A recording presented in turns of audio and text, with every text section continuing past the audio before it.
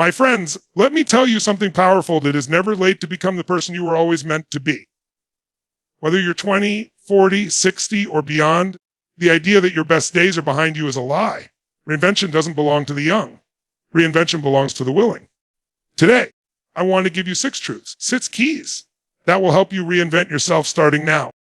One of the greatest lies we're ever sold is the belief that it's too late to start again, too late to change, too late to follow the dream that's been burning in your chest for years. And I want you to hear me clearly when I say this, that belief is not a truth. It's a story that was whispered to you by society, reinforced by your environment, and eventually adopted by your own mind. But just because you've repeated it long enough doesn't make it real. It only makes it familiar. Think about it. When you were a child, nobody told you were too young to dream. They told you that you'd be an astronaut, a teacher, a leader, an artist, a doctor, a hero. They encouraged you, and they fed you possibility. But as you got older, the voices around you started to change. They said things like, be realistic. That ship has sailed. You missed your chance. And if you heard it enough, it started to seep in. You began to shrink your dreams down to fit the size of other people's expectations. And slowly, without even realizing it, you started to live as if the best parts of your life were behind you. But let me ask you a question, who made that rule? Who decided that at a certain age, you're done growing, even though achieving, you're done becoming? It wasn't you. Somewhere along the line, you inherited that belief. But here's the truth. Age is not a bare number. And numbers don't define destiny, even though it's not reality. And I want you to think about people throughout history who didn't just defy that myth, obliterated it. Even Ray Kroc was a milkshake machine salesman for decades before he saw an opportunity in a little burger stand called McDonald's. He was 52 when he started what would become one of the biggest fast food empires in the world.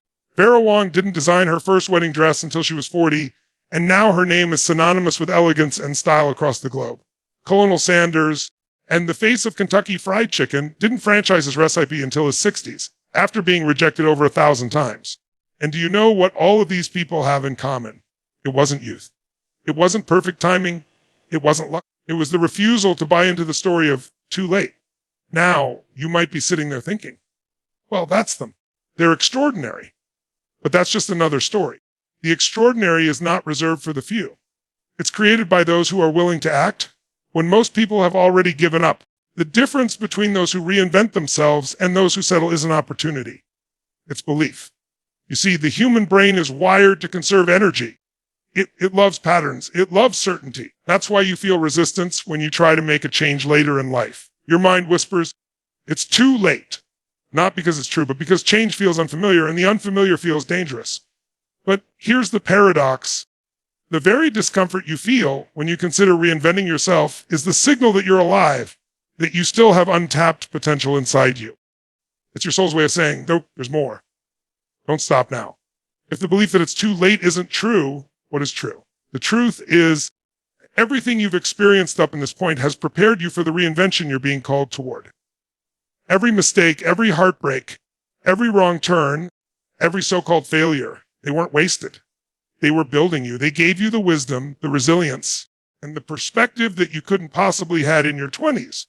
And now, if you choose to see it, you're standing on a foundation that's stronger than it's ever been. Let me give you an example. Think about someone learning to play the piano. A child can pick it up easily because they're fearless, but they often lack patience and discipline.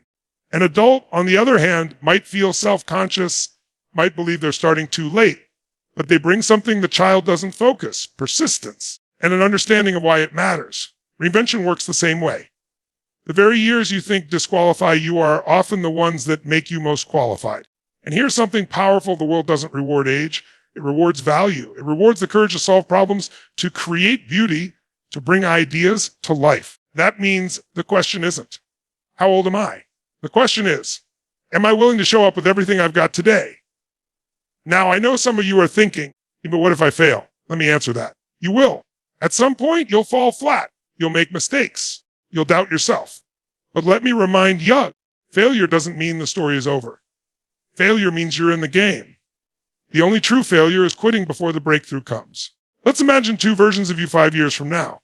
One version looks back and says, I wanted to start, but I was too afraid. I thought it was too late. And nothing has changed. The other version looks back and says, I was terrified. I thought it was too late. But I did it anyway. Which version of you do you want to be? The regretful one or the courageous one? I'll tell you something I know for certain. Even the pain of discipline weighs ounces, but the pain of regret weighs tons. You don't want to carry the weight of what if for the rest of your life. You don't want to look back and realize you gave up on the life you could have had because you believed a lie. So here's what I'm asking you to dog. Question the story you've been telling yourself. When your mind says, it's too late, ask, says who? When your fear says, you can't, reply, watch me. Start small if you need to. Take one action today that moves you closer to the version of yourself you know you can be. Because momentum doesn't come from waiting. It comes from moving. And here's the most beautiful part when you break through that lie for yourself. You give permission to everyone around you to do the same. Your children, your friends, your community, they'll see you reinventing yourself and realize it's possible for them too. You become living proof that the story of too late was never real. So I want you to sit with this truth: you are not behind. You are exactly where you need to be to begin. Your life is not a closed book. It's a story still being written.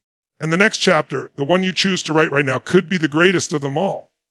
Because the truth is this: it's not too late. It's never too late. The only real question is, will you decide that your time is now? Let's talk about identity. Because until you redefine who you believe yourself to be, no amount of effort, no amount of strategy, no amount of motivation will last. Think about it. Every action you take, every decision you make, every habit you either keep or break is ultimately governed by one thing: the story you believe about yourself.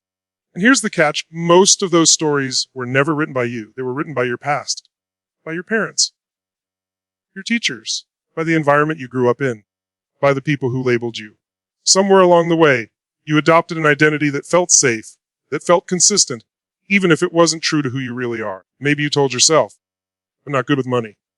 Or, not the kind of person who can be healthy. Or, I'm too old to learn that. You didn't choose those statements consciously. They were planted like seeds in your subconscious, and because you repeated them enough, they became your reality.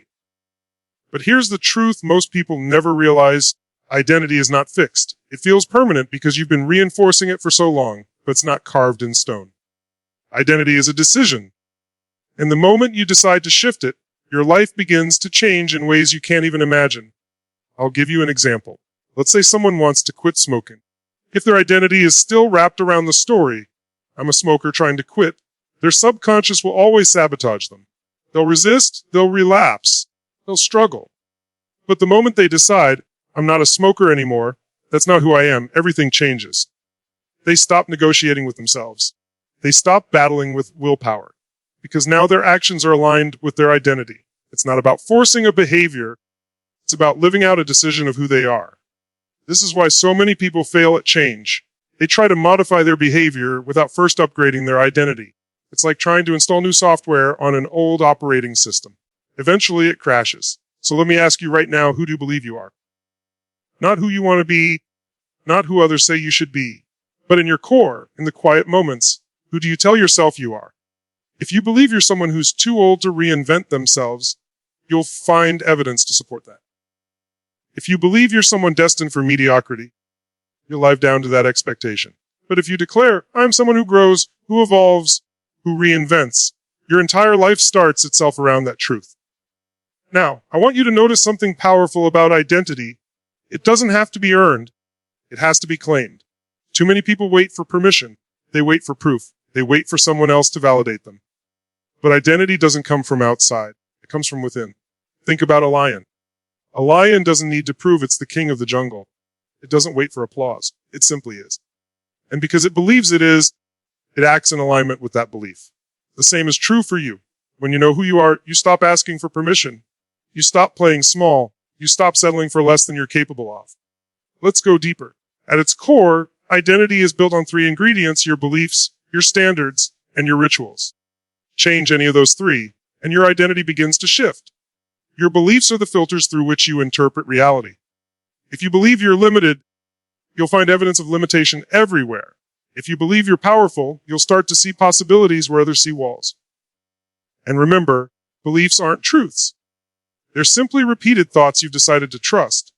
Your standards are the invisible rules you live by. They determine the minimum you'll accept from yourself. If your standard is, I'll try to be healthy, you'll always be negotiated. If your standard is, I am healthy, you'll make choices that reflect that without question. Standards are the boundaries that separate who you used to be from who you're becoming.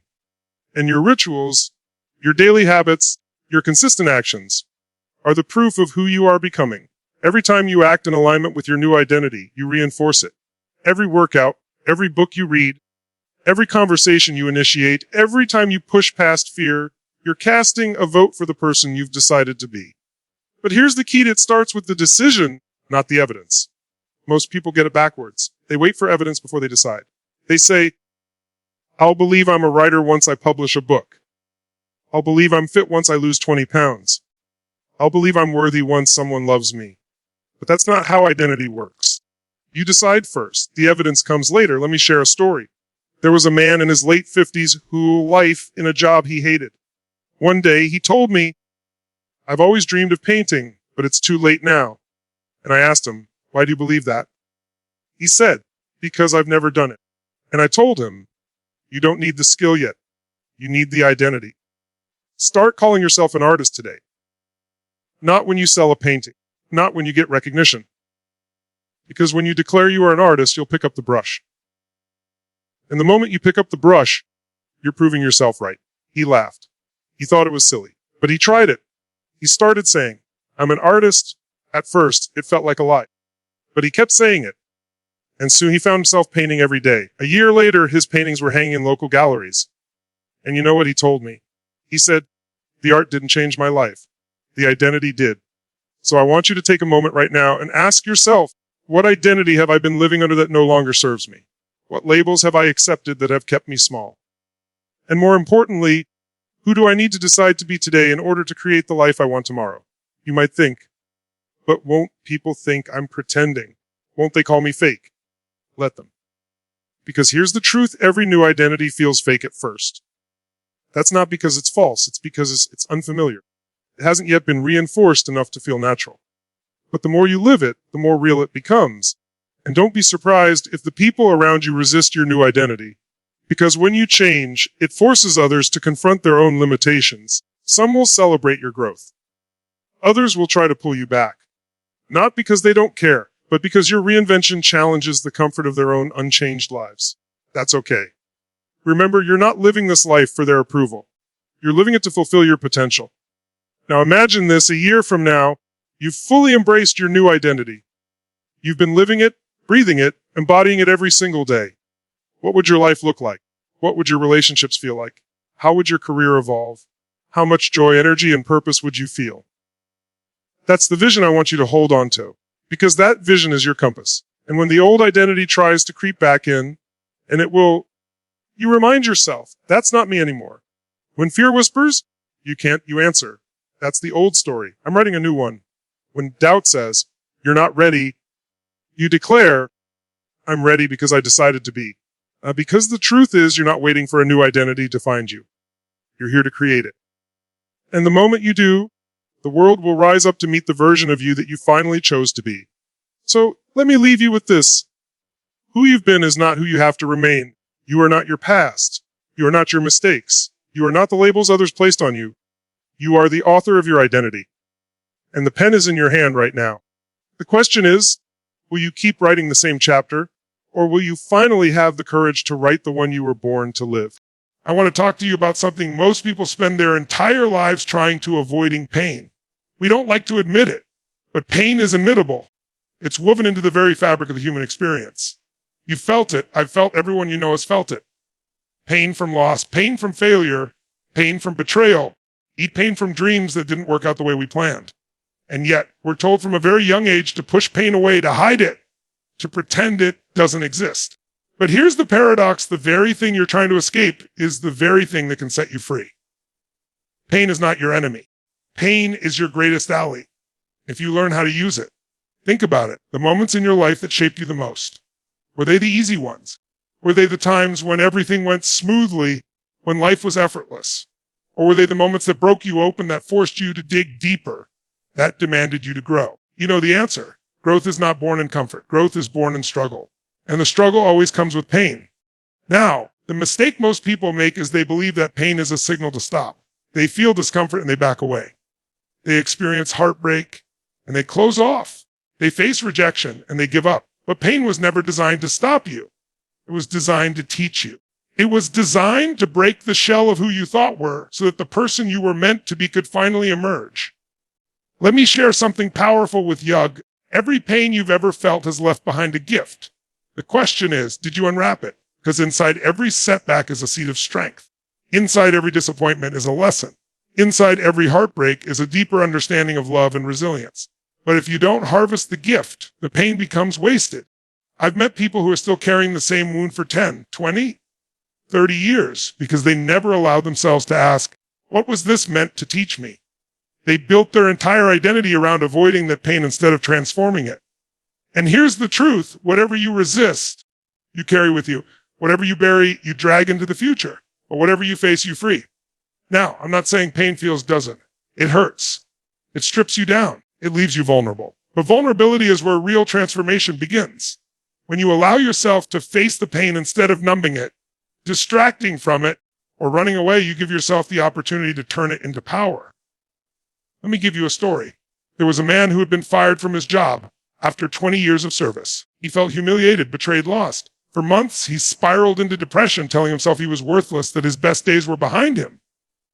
But eventually, something shifted. He asked himself, what if this is the beginning? That question unlocked something inside of him. He started to see that the very job he had clung to for so long had also been keeping him small. The pain of losing it forced him to finally explore the business idea he had been putting off for years. Within 3 years, he wasn't just surviving. He was thriving, running a company he loved, employing others, living a life of purpose that never would have happened without the pain. The pain was the doorway. And that's the truth. Pain is a doorway, but you have to walk through it. Now, some of you might be thinking, but my pain is different. You don't know what I've been through. And you know your exact story. But I do know this, the human spirit is unbreakable when you decide it is. I've seen people rise from tragedies that would cripple most. I've seen survivors of abuse become healers for others. I've seen people who lost everything create more joy and contribution than they ever had before. The common denominator isn't that they avoided pain. It's that they used it. They took what was meant to destroy them and turned it into fuel. Psychologists talk about something called post-traumatic growth. It's the phenomenon where people who go through deep suffering often emerge stronger, wiser, more compassionate, more driven than before. Not despite the pain, but because of it. They find meaning in what happened, and meaning is what transforms pain into power. See, pain without meaning feels like punishment. But pain with meaning becomes purpose. When you decide that your pain wasn't just random suffering, but training for the life you're meant to create, everything shifts. So let me ask you, what's the meaning you're going to give to your pain? Are you going to let it define you as a victim? Or are you going to let it refine you into a warrior? Are you going to say, this broke me? Or are you going to say, this built me? That choice is yours. And make no mistake, it is a choice. Here's something practical you can do. Think about the biggest pain in your life right now. Don't push it away. Bring it to the surface. And instead of asking, why me? Start asking, what can this teach me? How can this serve me? How can I use this to serve others? The moment you shift the question, you shift the power. Because your brain is a meaning-making machine.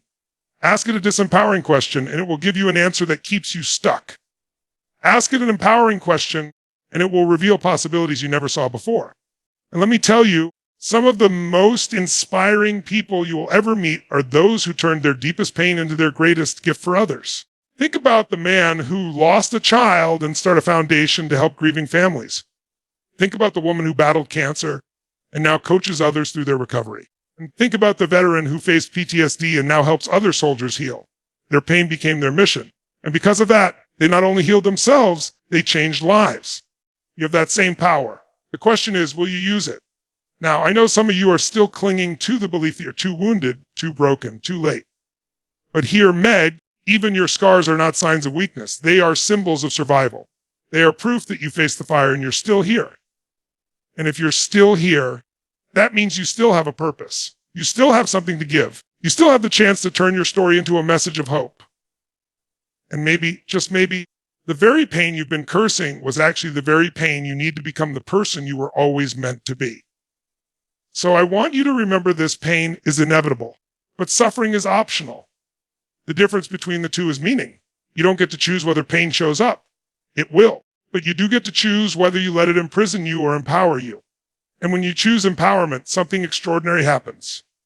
You stop fearing pain, you stop running from it, and you start using it as fuel. Suddenly, setbacks don't stop you. They strengthen you. Obstacles don't block you. They build you. And every challenge becomes proof that you are more powerful than you ever imagined.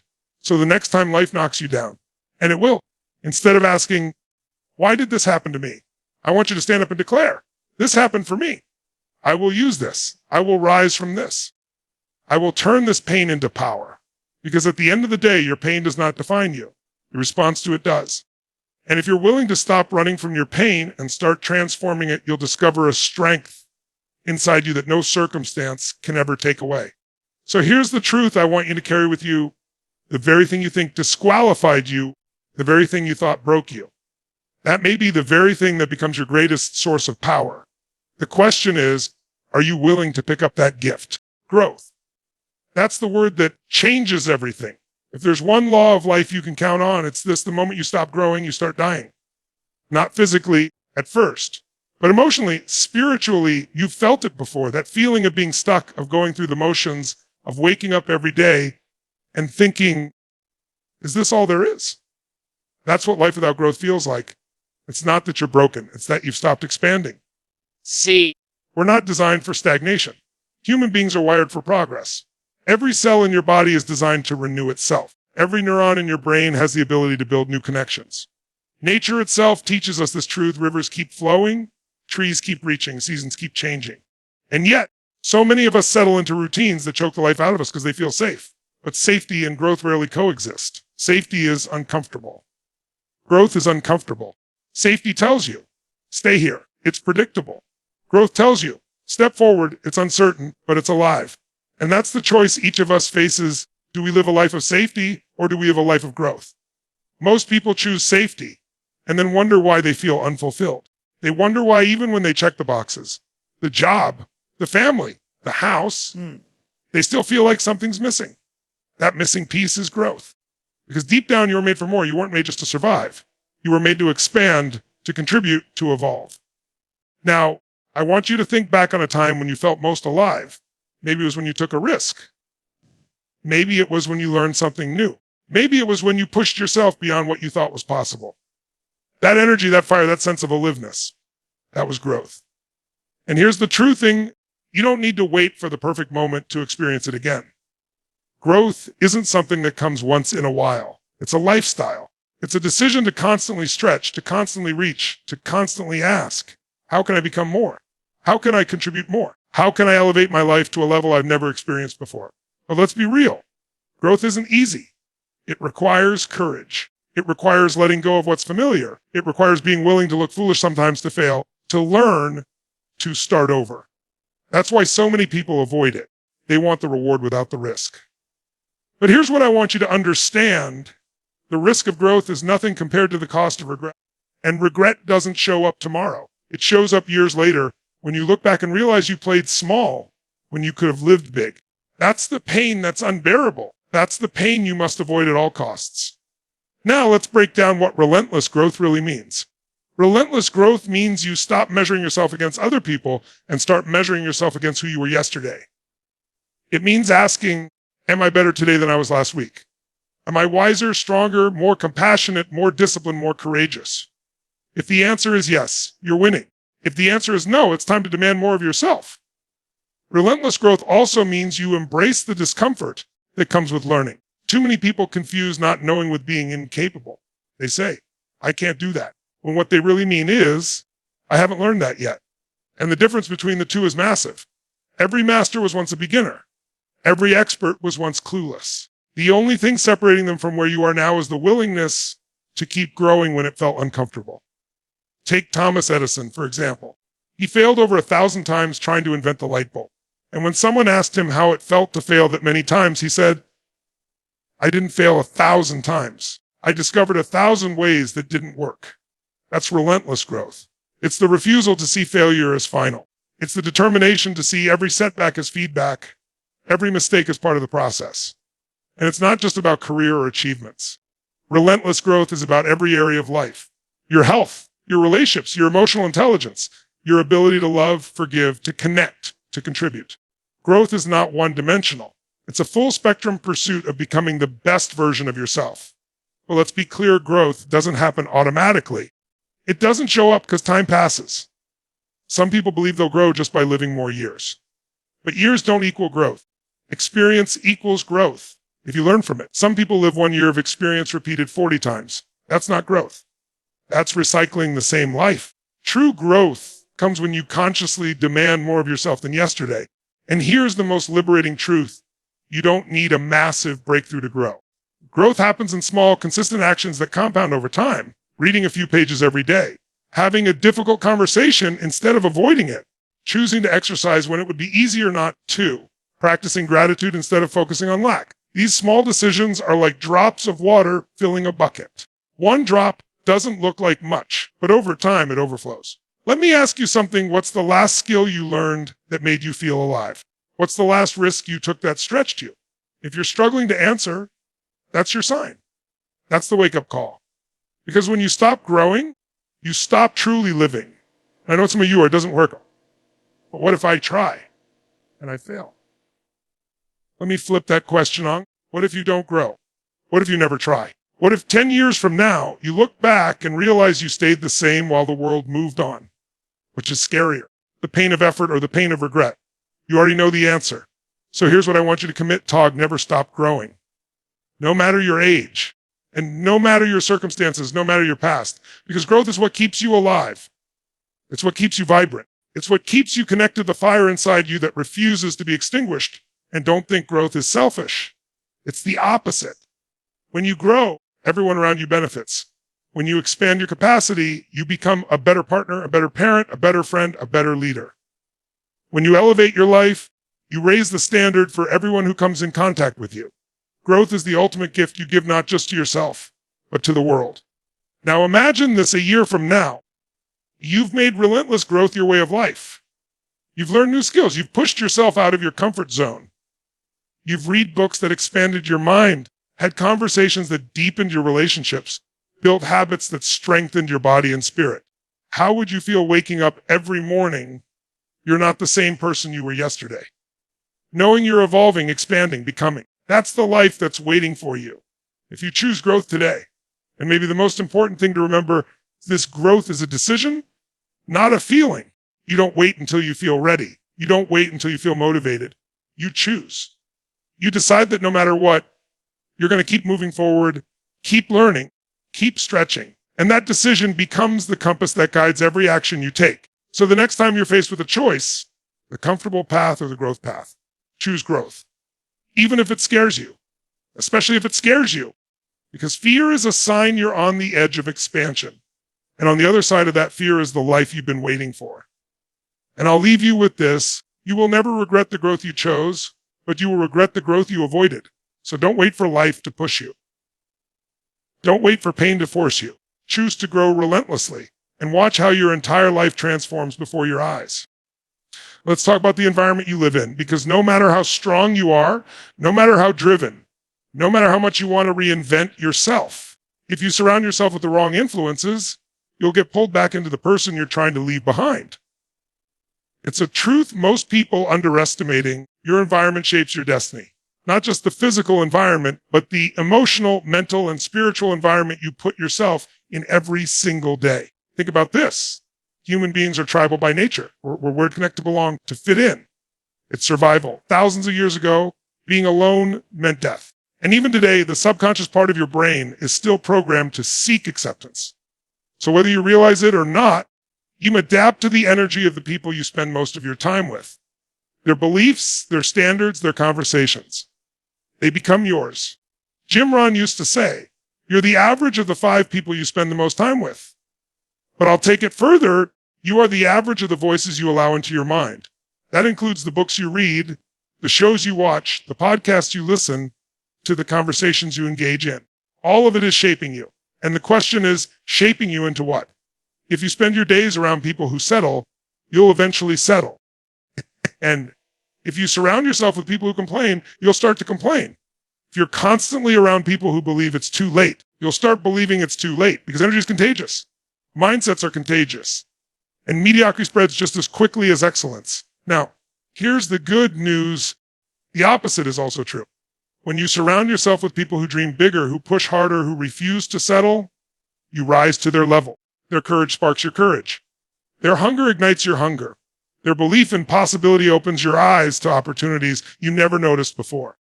I want you to think of your environment like soil. You are the seed, isn't? Am I capable of growing? The question is, am I planted in soil that nourishes my growth? Even the most powerful seed can't thrive in barren soil.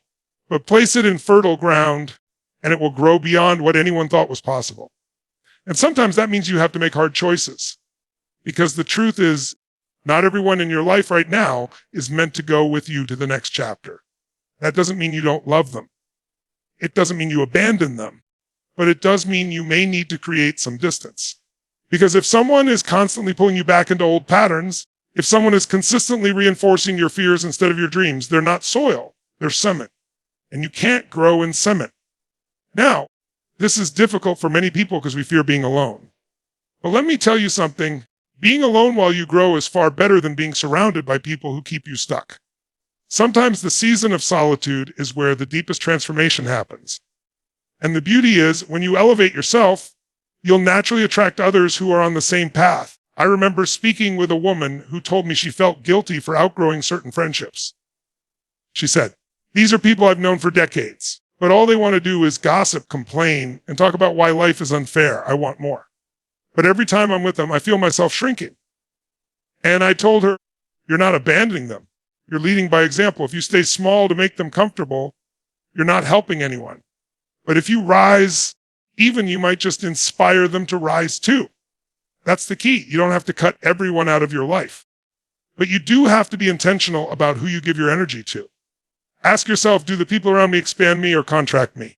Do they challenge me or comfort me into staying the same? Do they believe in my reinvention, or do they subtly remind me who I used to be? And remember, surrounding yourself with possibility isn't just about people. It's also about what you feed your mind. If you can't yet find a circle of people who lift you up, start with voices in books, in podcasts, in speeches like this one. Some of the greatest mentors you'll ever have may be people you've never met. Their words, their wisdom, and their energy can shape you from a distance until you find your tribe in person. Because here's the truth, in your brain is like a sponge. It soaks up whatever you expose it to. If you constantly feed it negativity, fear, and limitation, that's what it will produce. But if you feed it possibility, inspiration, and truth, it will start generating new ideas, new courage, new actions. I want you to imagine this for a moment. Picture two versions of yourself. One is surrounded by people who doubt, who settle, who discourage. The other is surrounded by people who push, who dream, who believe. Which version of you do you think will grow faster? Which version will take bolder risks? Which version will reinvent their life? The answer is obvious. And don't think this is just theory. This is neuroscience. Our brains have mirror neurons, cells that fire both when we perform an action and when we observe someone else doing it. That means when you watch someone living courageously, your brain lights up as if you're doing it yourself. That's why being around possibility isn't just inspiring. It literally rewires your brain for possibility. But here's where many people struggle. They think, well, I don't have access to successful, inspiring people. And I say, start where you are. You don't need to know billionaires or world leaders.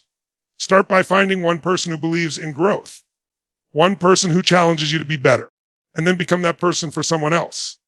Build a chain of possibility, because when you put yourself in environments of growth, you not only absorb possibility, you become a source of it.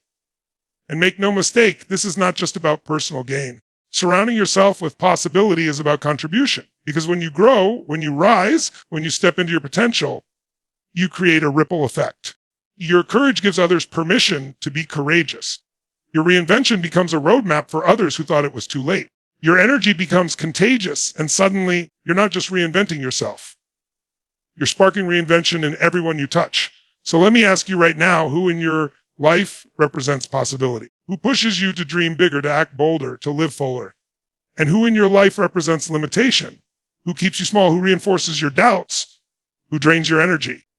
Be honest with yourself, because the quality of your reinvention will be determined not just by what you do, but by who you do it with. And if you realize your circle isn't the right soil for your growth, don't panic. Don't get discouraged. Simply make a decision today to start planting yourself in better soil. Join communities of growth. Find mentors, even if they're through books or online.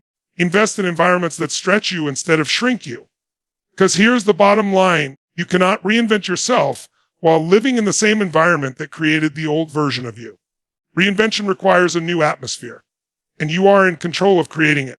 So from this day forward, I want you to commit to surrounding yourself with possibility, to choosing people and environments that expand your vision instead of shrink it, to feeding your mind with voices that remind you of your greatness instead of your limits. And remember this, in the right environment doesn't just support your growth. It demands it. It won't let you settle. It won't let you quit. It will hold you accountable to the version of yourself you said you wanted to become. And when you put yourself in that kind of soil, growth becomes inevitable. So let me leave you with this. You don't rise to the level of your intentions. You rise to the level of your environment. Choose wisely, because the people you surround yourself with today are shaping the person you'll become tomorrow. And if you truly want to reinvent yourself, it's not reality. And you can't just change what you do. You must change where you plant yourself. Because when you surround yourself with possibility, you stop asking, what if I fail? And start declaring, what if I fly? We've talked about awakening your potential, about redefining your identity, about turning your pain into power, about embracing relentless growth, and about surrounding yourself with possibility. But none of that will matter. Not a single word. If you don't do the one thing that separates dreamers from achievers, the talkers from the doers, the ones who live a life of someday, and the ones who live a life of now. And that is taking decisive action. Because here's the truth, you don't get a new life by thinking about it. You don't reinvent yourself by waiting until you feel ready. You don't transform by endlessly preparing. Transformation doesn't come from more information. It comes from action. I want you to understand something most people never do. Clarity doesn't come before action. It comes because of action. Too many people are waiting for the perfect plan, the perfect timing, the perfect opportunity. And while they're waiting, life is passing them by. Think about how many times you've told yourself, I'll start tomorrow. I'll wait until I'm more prepared. I'll do it when I have more money, more time, more confidence. But tomorrow never comes.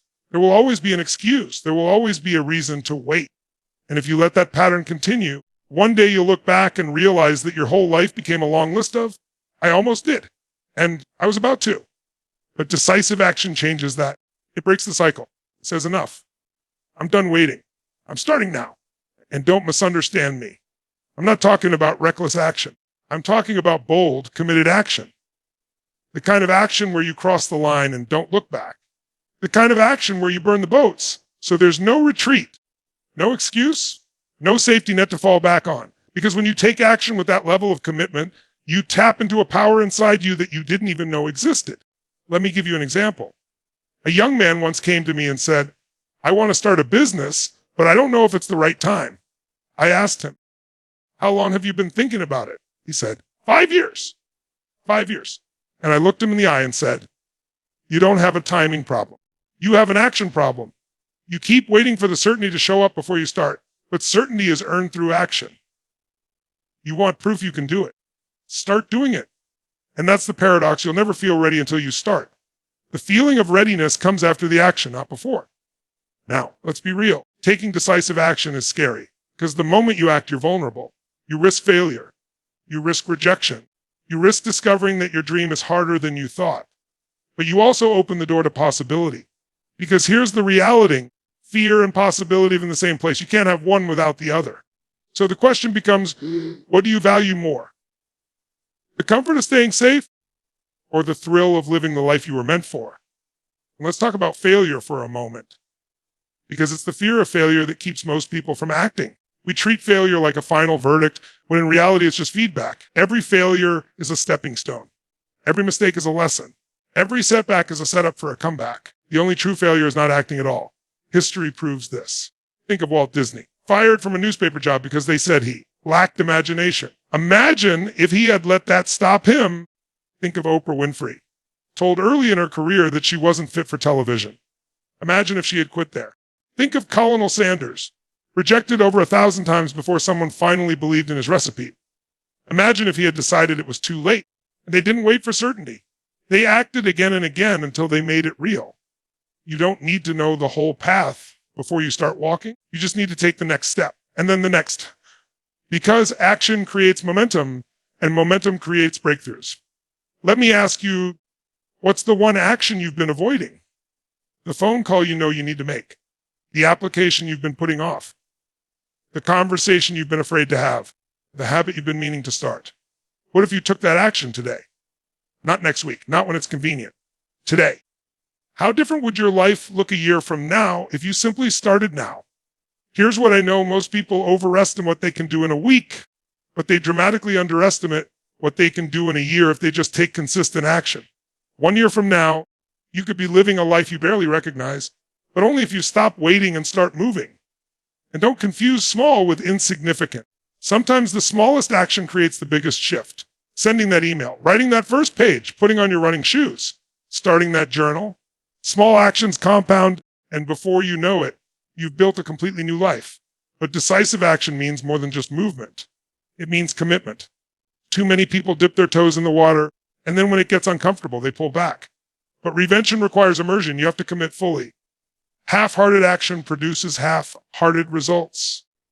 But when you commit with everything you've got, the universe responds in kind. Think of it this way: life rewards boldness. Opportunities reveal themselves to those who take action, not to those who sit back waiting. Doors open when you knock. And sometimes, when you knock hard enough, new doors appear that you didn't even know existed. And yes, it will be uncomfortable, but that's the point. Discomfort is the birthplace of growth. You can't reinvent yourself while staying comfortable. Comfort is the enemy of progress. If you want to create a new life, you must be willing to step into the unknown and trust yourself to figure it out along the way.